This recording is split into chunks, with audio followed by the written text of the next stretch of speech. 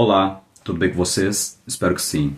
No vídeo de hoje vamos resenhar este livro, Autoestima de Nathaniel Branden, com o subtítulo de Como Aprender a Gostar de Si Mesmo.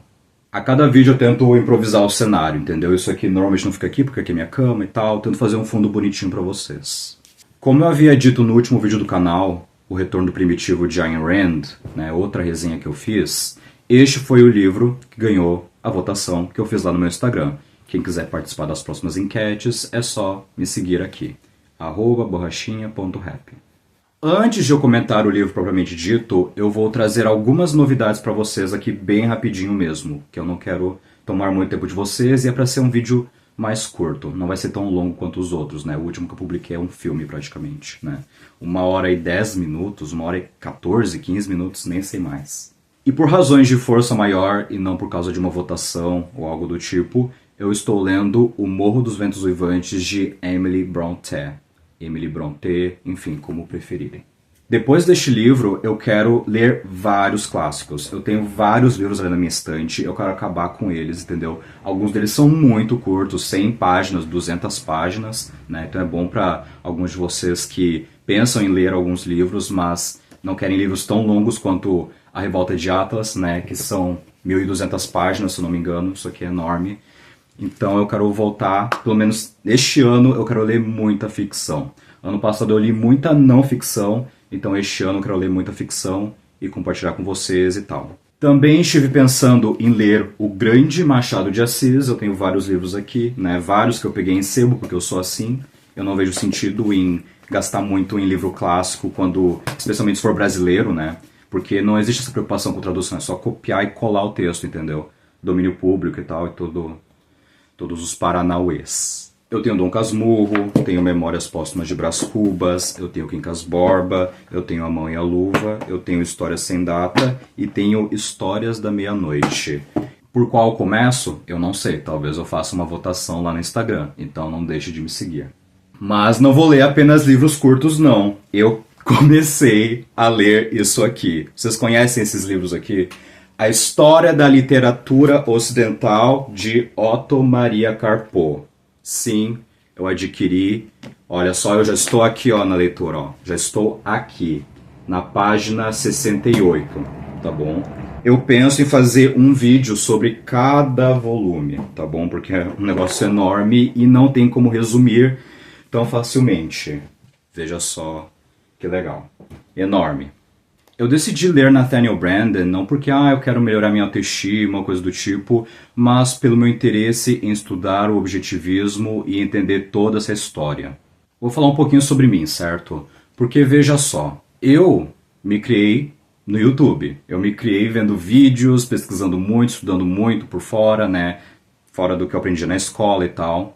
Aí chegou uma época da minha vida em que, estavam chegando as eleições e todo mundo queria se politizar, e eu era praticamente um pré-adolescente, um adolescente pré-adolescente, e todo mundo queria falar de política, né? Na minha escola, por exemplo, o assunto do momento era feminismo, sabe? Quem liga pra feminismo hoje, né? Mas na época todo mundo queria debater feminismo por algum motivo, né? Era o assunto do momento.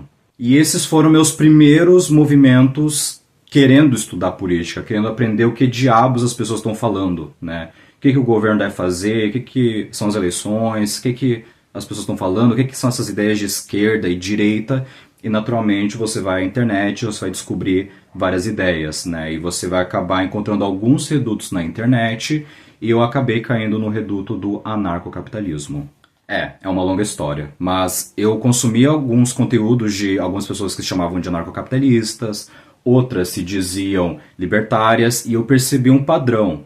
Eles mencionavam a Ayn Rand, mas não levavam a Ayn Rand muito a sério, mas dizem que ela é muito importante. Aí eu pensei, bom, vamos ver o que ela tem a dizer. Aí eu fui atrás e fui estudar, fui aprender, fui ler os livros. E eu tive uma experiência maravilhosa tendo a leitura deste primeiro livro, A Virtude do Egoísmo, de Ayn Rand, certo? E já aqui no comecinho há uma frase muito interessante, bem curiosa. PS, Nathaniel Branden não é mais ligado a mim, à minha filosofia ou ao The Objectivist, antigamente The Objectivist Newsletter. Então, Ayn Rand teve algumas polêmicas no decorrer da sua carreira, quando publicava esses textos, as pessoas com quem ela se envolveu, né? E é uma história muito complexa e esse vídeo não é sobre fofoca e também não é sobre esse inseto que está voando aqui. Ayn Rand nasceu em 1905, Nathaniel Branden nasceu em 1930 e ambos estão mortos agora. Então, agora é o momento de todo mundo desabafar, todo mundo chorar, todo mundo falar sobre o que acontecia entre eles e outras pessoas envolvidas e agora todo mundo se abre para esse tipo de coisa. Mas eu não vou me dedicar a falar de fofocas agora, certo? Mas Nathaniel Branden, ele nasceu em 1930 e Ayn Rand em 1905, ou seja, ele é bem mais novinho do que ela. Então, quando ela estava publicando as suas obras, ela chegou a publicar A Nascente, antes da própria Revolta de Atlas. Eu não tenho ainda A Nascente, meu amigo disse que ia me dar de presente, então estou esperando, ia me dar de presente de aniversário, mas aqui tem a Revolta de Atlas, né? Mas quando ele conheceu Ayn Rand, conheceu lendo, se eu não me engano, A Nascente. E aí ele leu A Nascente, e eu não estou brincando porque ele mesmo disse isso, leu 40 vezes. Que nojo esse bicho, sai. Isso aqui não é uma mosca, isso aqui é um... Tchau. Eu não quero você aqui. Tchau. Tchau. Vai embora.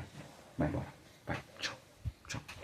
Aos 14 anos, ele leu A Nascente, se inspirou tanto com esse livro, mudou tanto suas visões, que ele acabou até chegando perto de Ayn Rand, né? Trocou cartas com ela, conversava com ela, inclusive estava incluso num grupo chamado The Collective, o coletivo, em que havia pessoas como ele, Barbara Branden, o próprio Leonard Peikoff, que tem 2 resenhas aqui no canal já, certo?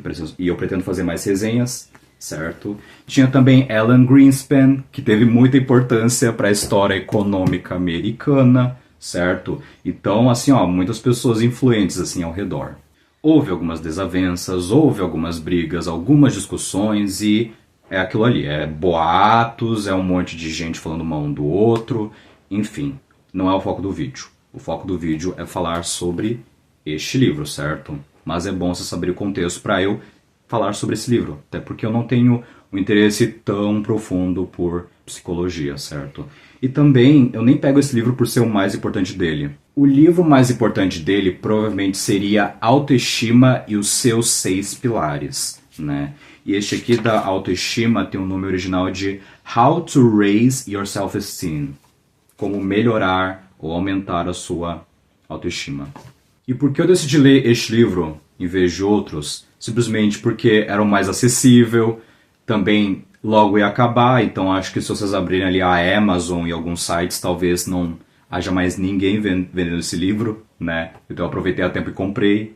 Ele argumenta que o objetivismo não tem uma teoria da autoestima. Que a autoestima é um conceito muito importante, que é até definido pelo objetivismo, mas que a teoria mesmo da autoestima inexiste. E aí este livro é sobre a prática. Ali tem a teoria e aqui é a prática. Quais são os passos que você pode tomar para melhorar a sua autoestima? Como Ayn Rand desenvolveu uma filosofia que a gente pode chamar de completa e bem sistematizada, o que acontece é que aqui a gente tem alguém que fala de metafísica, alguém que fala de epistemologia, e quando você toma posições em relação a isso e também em relação à ética, naturalmente pode surgir alguém pensando, ok, então eu vou descobrir ou tentar desenvolver uma teoria em cima disso em relação à minha área de conhecimento. E no caso de Nathaniel Branden seria a psicologia. Soa estranho? Não deveria soar. Vamos dar um grande exemplo aqui que seria Freud. Freud não tirou suas ideias do nada, né, para ser o pai da psicologia. Freud se baseou profundamente na literatura, né? Aqui a gente tem um exemplo, Goethe, certo? Esses aqui são os sofrimentos do jovem Werther, né? Então Freud leu Goethe e leu outras obras da literatura alemã e da literatura mundial, ocidental, enfim, universal.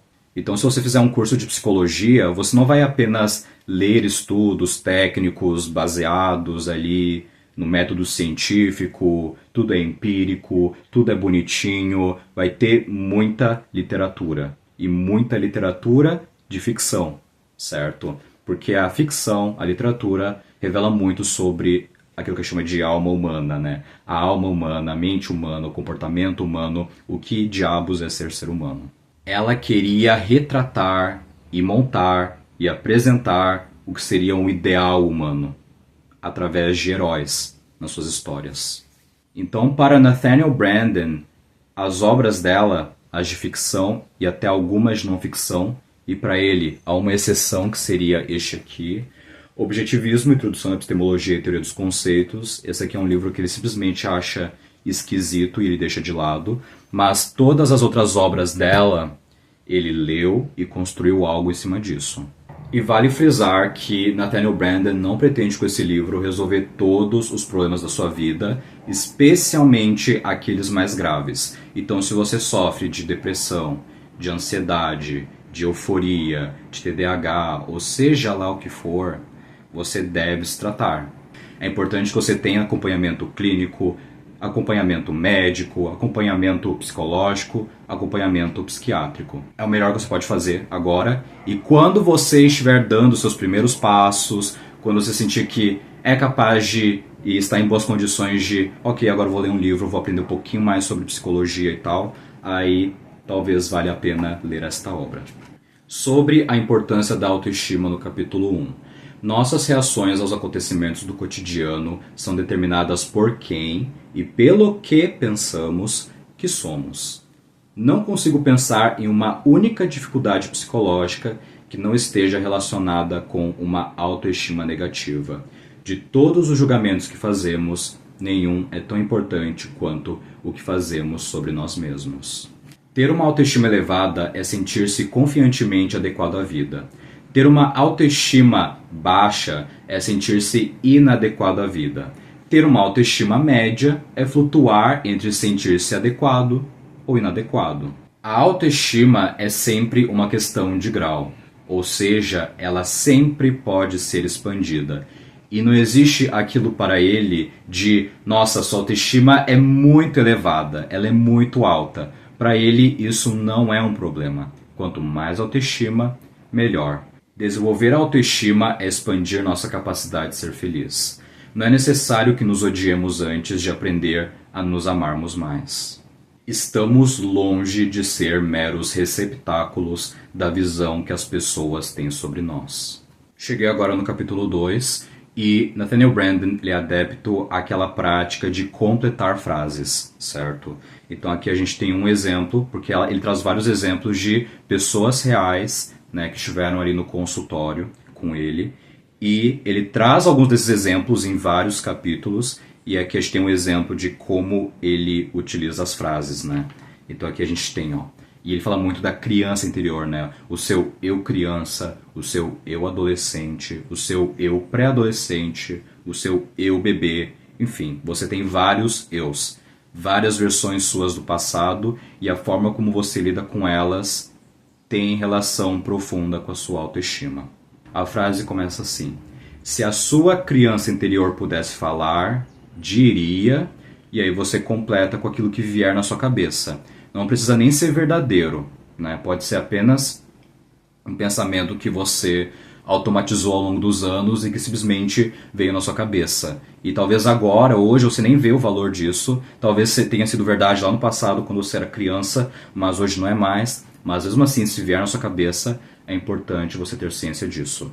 Então aqui, ó, se a criança interior pudesse falar, diria, e aí ele respondeu: estou com medo.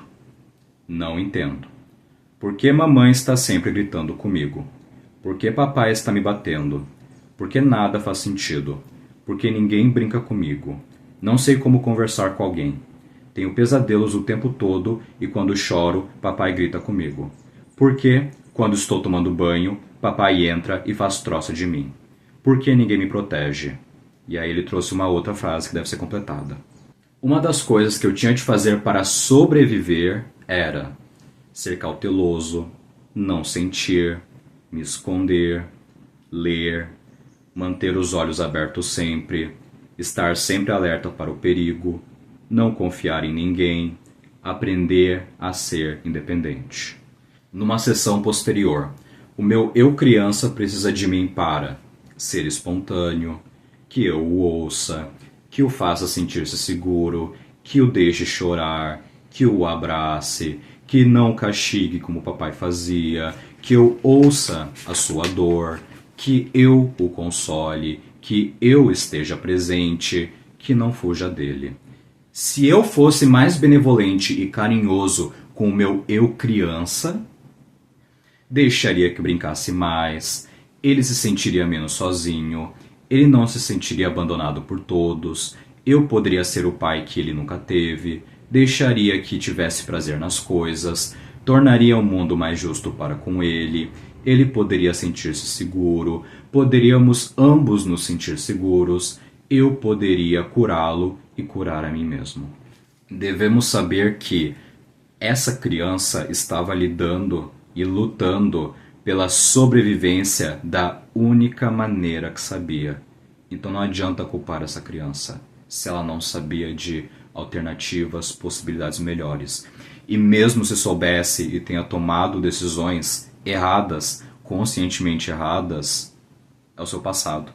E a única coisa que você pode mudar é daqui, no presente, para o futuro.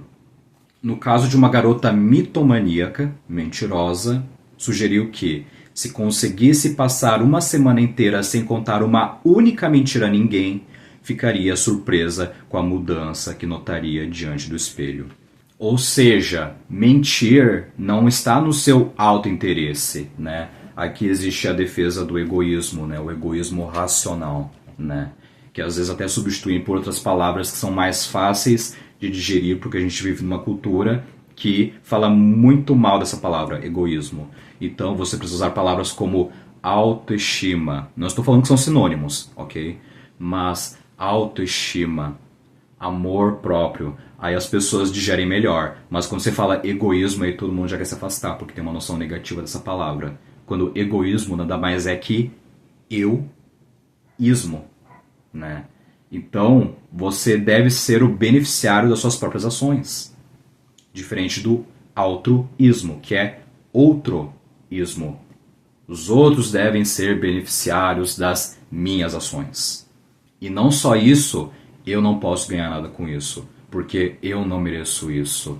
E se eu merecesse, e se eu quiser qualquer satisfação, isso é uma coisa ruim, eu devo afastar, não posso querer, porque me ensinaram que isso é feio. Aqui tem algumas outras atividades, eu não vou ler todas do livro, quem quiser adquirir o livro, né? Mas eu gosto muito de mim mesma quando... Aí a frase é completada. Eu gosto muito de mim mesma quando não estou tentando ser como todo mundo, faço o que disse que ia fazer, não fico matando o tempo na aula, faço a lição de casa, digo a verdade, me divirto com meu pai, uso a cabeça em vez de fingir que sou boba, fico fora de encrencas, recuso puxar fumo.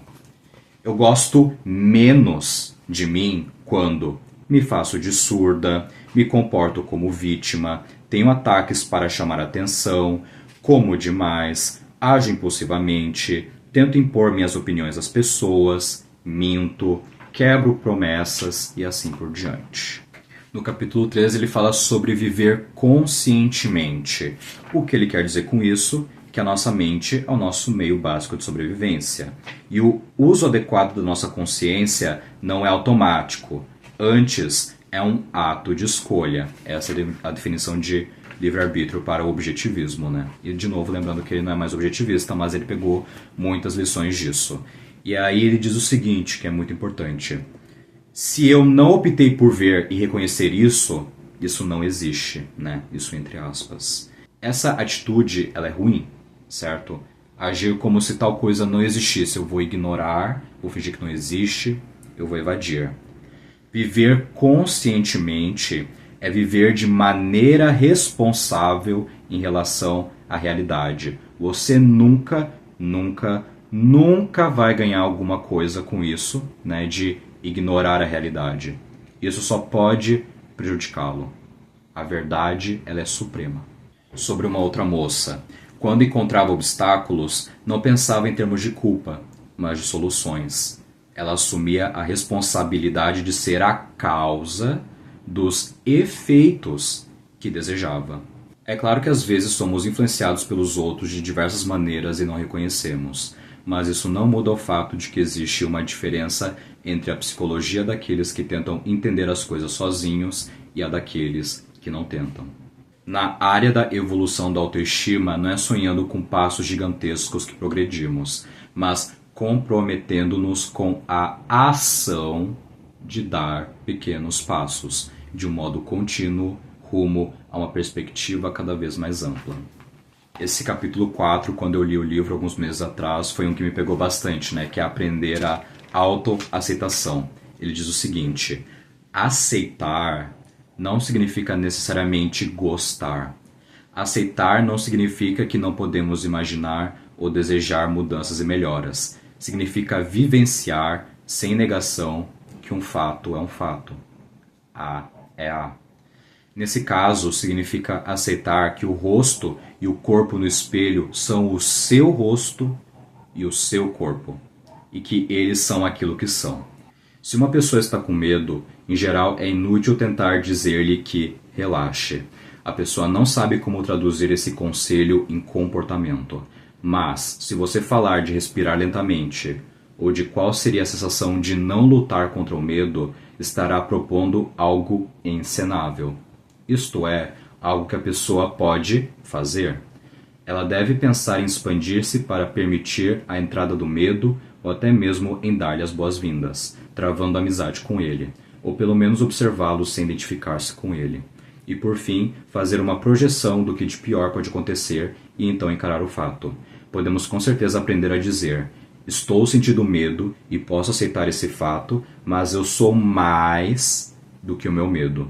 Em outras palavras, não devemos nos identificar com medo. Pense: reconheço meu medo e o aceito. E agora deixe-me ver se posso lembrar como eu me sinto quando não estou com medo. Este é um recurso muito poderoso para lidar com medo, ou com qualquer outro sentimento indesejável.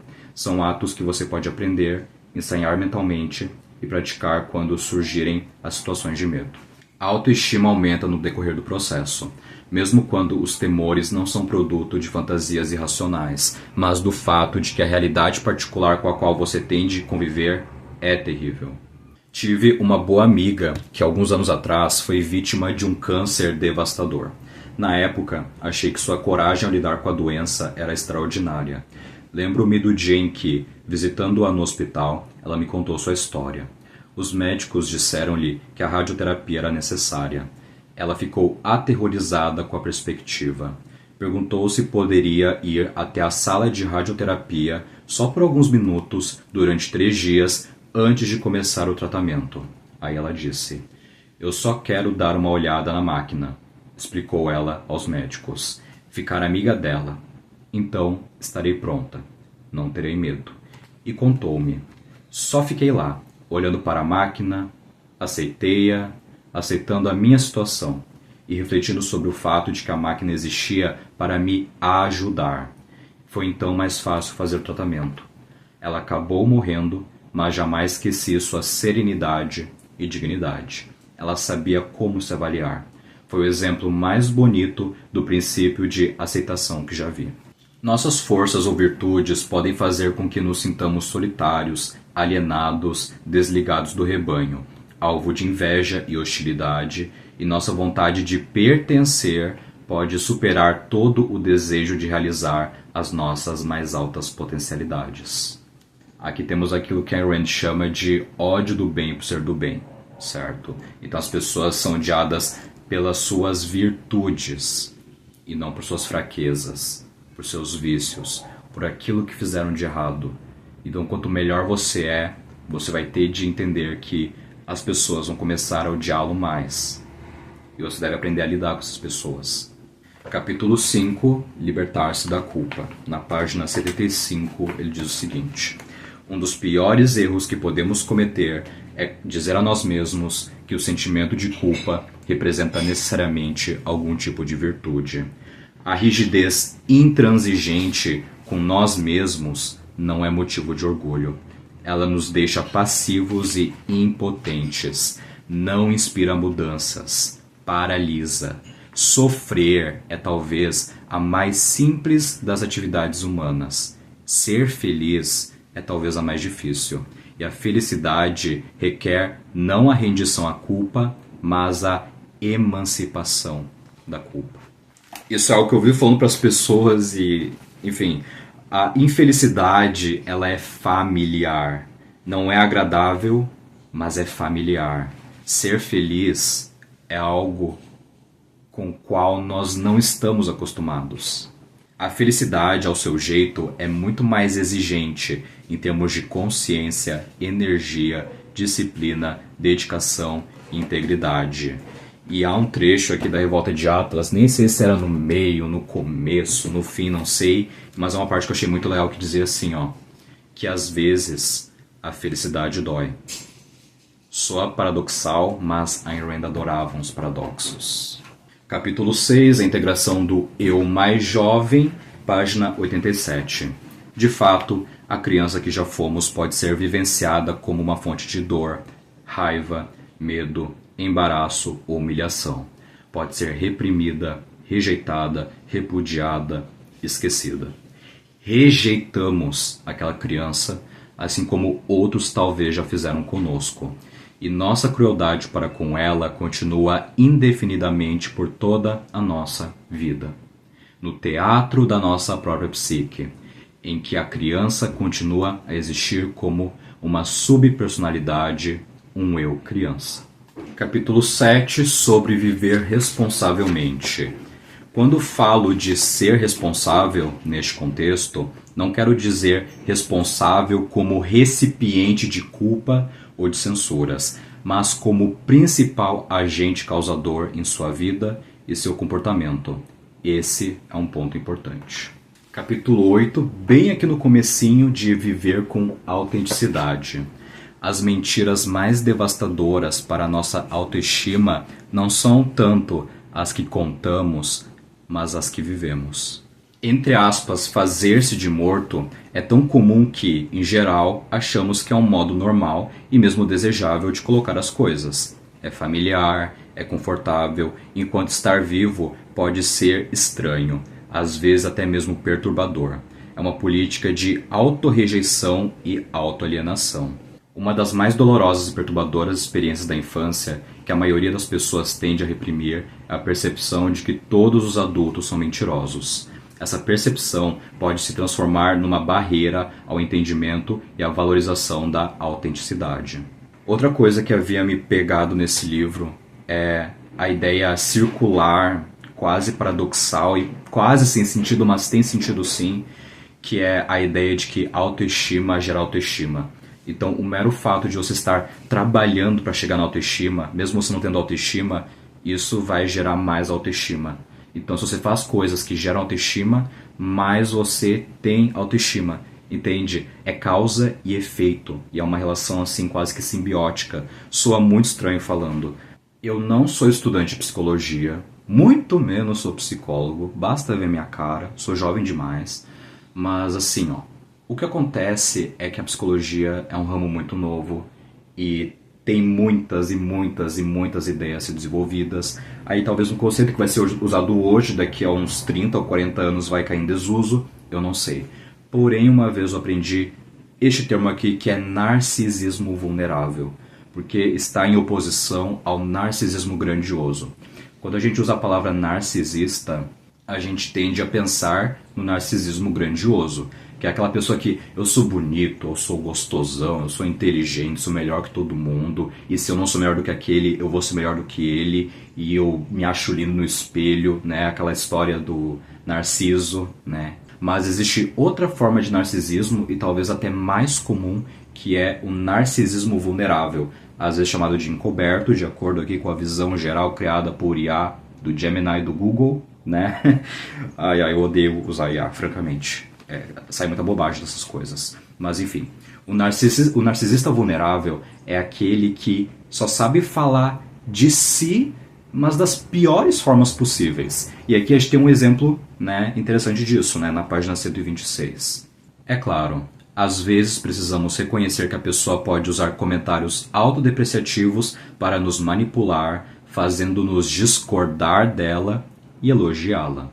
Podemos nos recusar a participar desse jogo dizendo: gostaria de saber o que você ganha diminuindo-se justamente agora.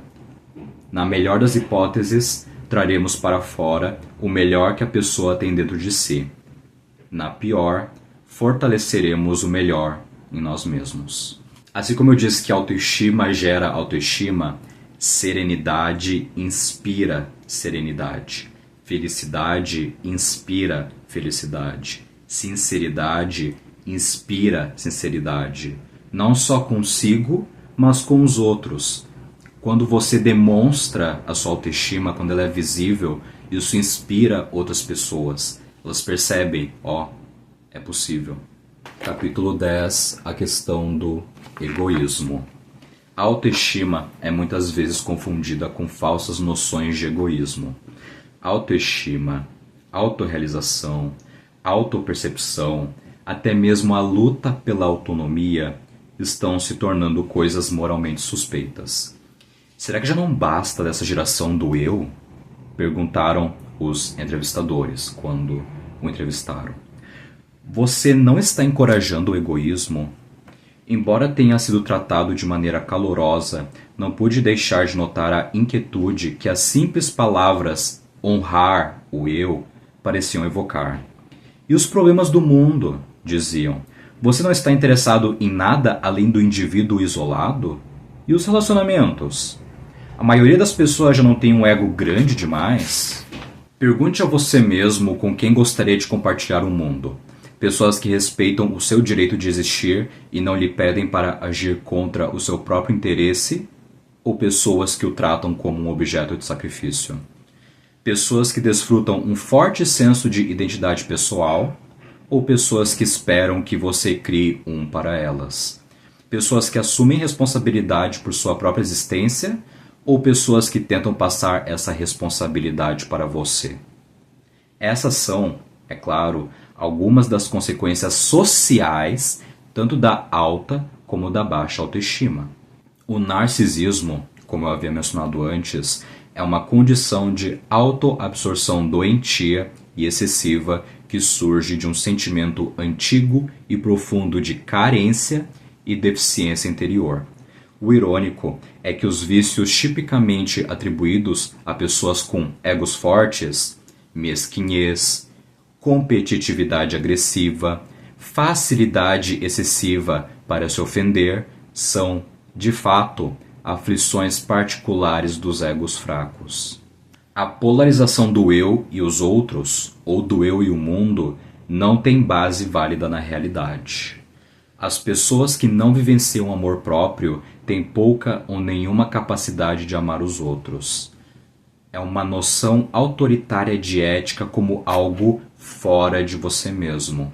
Bem, se egoísmo significa estar preocupado com interesses particulares, é claro que a busca da autoestima e do desenvolvimento pessoal é egoísta, assim como a busca da saúde física, assim como a busca da sanidade, assim como a busca da felicidade, assim como a busca do ar que respiramos. Se isso é mal, como vamos existir? Não podemos repudiar o eu sem repudiar a vida. E aqui no capítulo 11 a gente tem um resuminho, né? Eu marquei algumas coisas. Então, por exemplo, a autoaceitação é a coragem, em última instância, de estar do nosso lado. O nível da nossa autoestima não pode ser mais alto que o nível da nossa autoaceitação. Seus olhos podem ficar mais alertas, brilhantes e vivos, né? Se você desenvolver sua autoestima, né? Seu rosto, a uma certa altura, ficará mais relaxado e, salvo por doença, tenderá a demonstrar uma cor natural e um bom tônus muscular. Seu queixo provavelmente ficará em posição mais natural e mais alinhada com o corpo. Seu maxilar tenderá a ficar mais relaxado. Os seus ombros ficarão mais relaxados e, no entanto, retos. Suas mãos tenderão a ficar relaxadas e graciosas. Seus braços tenderão a pender de uma maneira relaxada e natural. Sua postura tenderá a estar relaxada, ereta e bem balanceada. Seu caminhar tenderá a ser determinado sem ser agressivo e arrogante. Sua voz tenderá a se modular com a intensidade apropriada à situação, com pronúncia clara. E vou aproveitar o finalzinho desse vídeo para falar de outro textinho dele que está aqui dentro, de Capitalismo, o Ideal Desconhecido. No capítulo 23 temos este texto aqui que é o único de Nathaniel Branden, que se chama alienação, que é um termo que originalmente só significava loucura, enlouquecimento, mas depois de um tempo começou a ter algumas acepções, começou a ser expandido, especialmente por aqueles que se interessam por filosofia política, né? E boa parte deles são marxistas, certo? Então existe esse termo de alienação que foi politizado, né? Aqui há um trecho em que ele fala sobre Erich Fromm. Na verdade, quase esse texto inteiro aqui é sobre Erich Fromm. Veja só o que ele conta aqui. Existem homens que se ressentem do fato de que suas vidas são sua responsabilidade e que a tarefa de sua razão seja descobrir como mantê-las. Muitos homens que preferem o estado de animais, pode ou costumava ser encontrado dormindo nos bancos de qualquer parque público. Eles são chamados de vagabundos. Existem homens que consideram o pensamento como anormal e não natural. Um grande número de homens assim pode ser encontrado em instituições psiquiátricas. Eles são chamados de loucos. Existem homens que sofrem de uma preocupação crônica com a morte, que se ressentem amargamente do fato de que não podem simultaneamente serem pianistas, empresários, engenheiros ferroviários, jogadores de beisebol e mergulhadores marinhos, que consideram sua existência como entidades separadas e independentes como um fardo insuportável. Muitos homens assim podem ser encontrados em consultórios de psicoterapeutas. Eles são chamados de neuróticos. Mas por que Fromm escolhe mendigos, loucos e neuróticos como seus símbolos de humanidade, como sua imagem de homem, e por que ele escolhe alegar que é a partir do estado deles que todos os homens estão destinados a começar e do qual eles precisam batalhar para sair? Fromm não nos conta. Ele também não estabelece qualquer conexão lógica entre os fatos que observa e as conclusões que enuncia. Se não considerarmos suas conclusões como arbitrárias ou como revelações místicas, então devemos assumir que ele não se incomoda em dar razões para seu posicionamento porque ele considera suas conclusões como praticamente autoevidentes, como irresistivelmente transmitidas pelos fatos que cita, facilmente disponíveis à experiência e introspecção de qualquer um. Mas se ele sente que é facilmente aparente, por introspecção, que os fatos que ele cita constituem um problema agonizante para o homem, a resposta mais apropriada que se pode dar é: fale por você, irmão. E esse é o estado da psicologia hoje, aquilo que eu chamo de situação de cada um por si. Existem várias áreas que são ciências e podem ser ciências, mas que simplesmente são áreas muito jovens. Psicologia é uma área jovem. A pedagogia é uma área jovem. A estética é uma área relativamente jovem também. A ciência da estética. A própria gramática, né, a linguística. Bom, se a gente levar em consideração Saussure, né, poucos séculos atrás. Então tudo isso aqui é muito recente. Nós estamos na infância do conhecimento humano. Nathaniel Branden é um dos poucos e talvez um dos pioneiros na psicologia a falar da autoestima, e não só isso, mas da importância e do valor dela. Então este é o vídeo de hoje. Muito obrigado por terem assistido. Curtam, comentem, compartilhem, se inscrevam e até o próximo vídeo. Tchau!